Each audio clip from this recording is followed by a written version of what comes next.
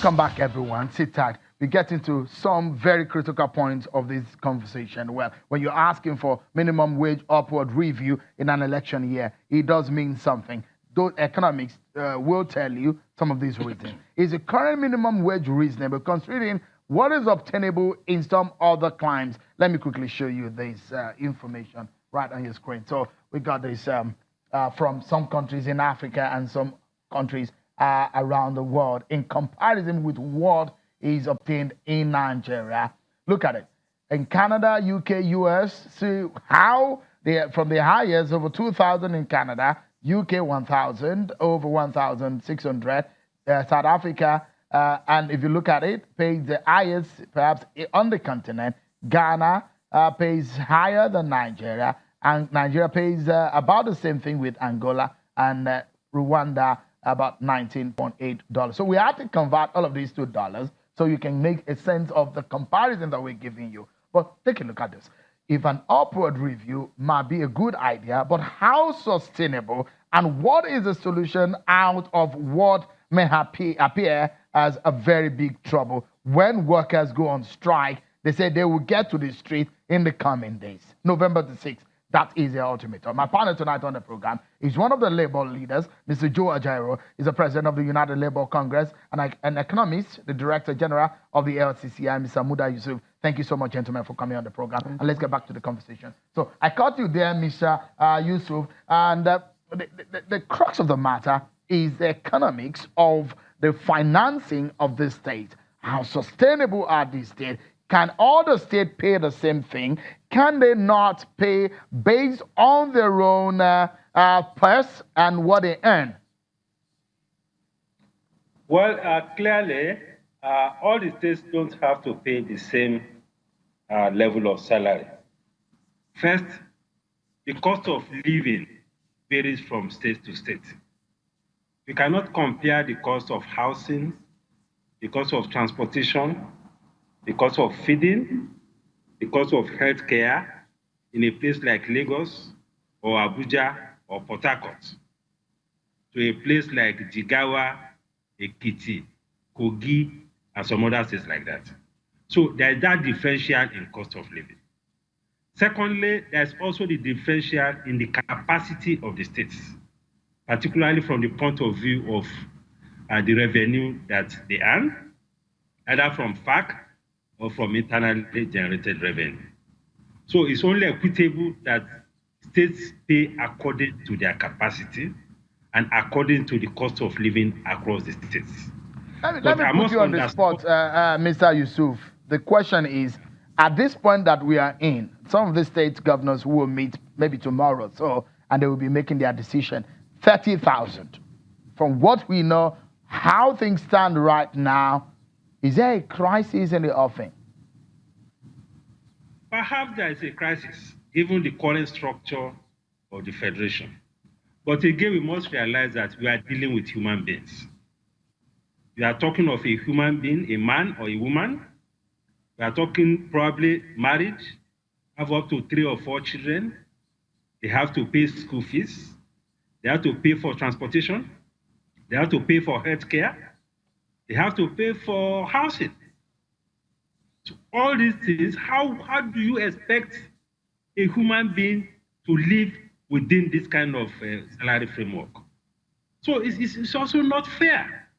You have to realize that basic things are essential. And unfortunately, we're in a country where some of the pressures that ought to have been taken off from the workers are not taken off. For instance, school fees. If you had a situation where you had functioning public schools that are free, primary schools, secondary schools, tertiary education, that will take a lot of pressure away from the workers. The same thing with healthcare. Now the healthcare space has been practically dominated by the private sector providers because of the collapse of the public sector health system. Let me bring the conversation back to the studio, Mr. Yusuf, for a moment, because I have one critical question I would like to ask you about the Paris Club refund and some of the what the government told them before releasing, the federal government told the state before releasing those funds, whether or not they have been met. Well, Mr. Ajaro, as it stands right now, you're asking for an upward review of minimum wage in an election year. Is that deliberate?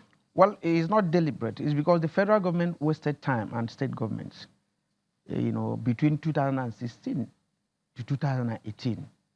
It actually expired in 2016. And one thought that they could have done the review in 2016.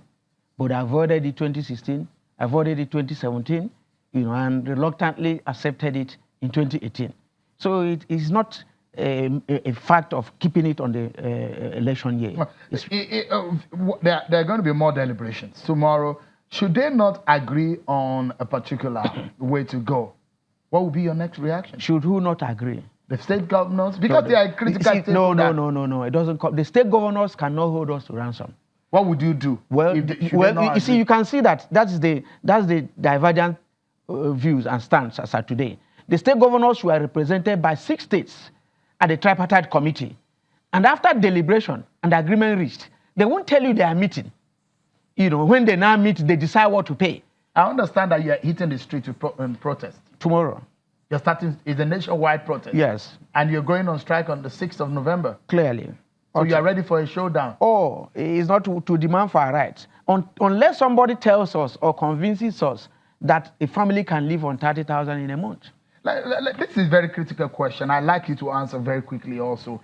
A real question on minimum wage is whether those are people who have advocated for restructuring of this country. Because the Constitution is standard on some of these issues. Can there be a straitjacket payment of minimum wage to salaries when there is no straitjacket earnings from the state? The states are not earning the same thing. They are not making the same money. You see, there's a lot of misconception on the issue of minimum wage. Minimum wage is not equal pay to all the states. Minimum wage is a benchmark set for the week. Now, if that benchmark is set, states are now free to pay not below that rate. Because if you don't set that pace, Nigerians will suffer. Now, as of today, as minimum wage is 18,000, states like Edo are paying 25. So it's to make sure that people are protected. Some other states can pay higher. So if anybody is saying... You don't think that there needs to be a review in the Constitution also?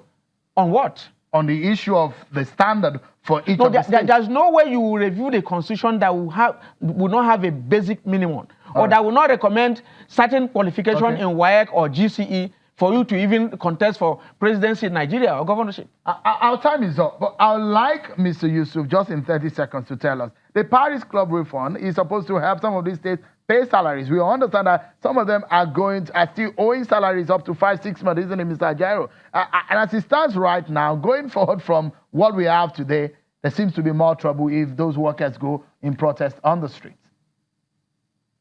Well, of course, that's a very big challenge. But again, we must realize that every state has its own priorities. And this is a federation. I'm not sure it's in the place of the federal government to dictate how each state should spend its money.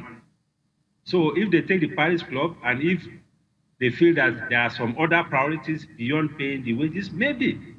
So I think it's a state, but what is important in all of this is that we need to look at the structure of the federation and ensure that some of the resources that are going to the center actually stay in the state.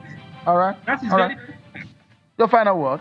Yeah, I don't think, like he said before, that you can work with 50% of the workforce today. You can work with 200% if you cut all the excesses and leakages in all the structure, whether in the National Assembly, whether among political office holders. If you do it, the number of unemployment in the country will reduce by employing more people. We're definitely out of time, but I must sincerely thank my panel tonight on the program, Mr. Joe Ajairo, one of the labor leaders in Nigeria, and Mr. Muda Yusuf, an economist and the DG of the LCCI. It's a pleasure hosting both of you tonight on the program. That's our show for today, everyone. Many thanks for being part of it. I'm Sean Kimale. Bye-bye.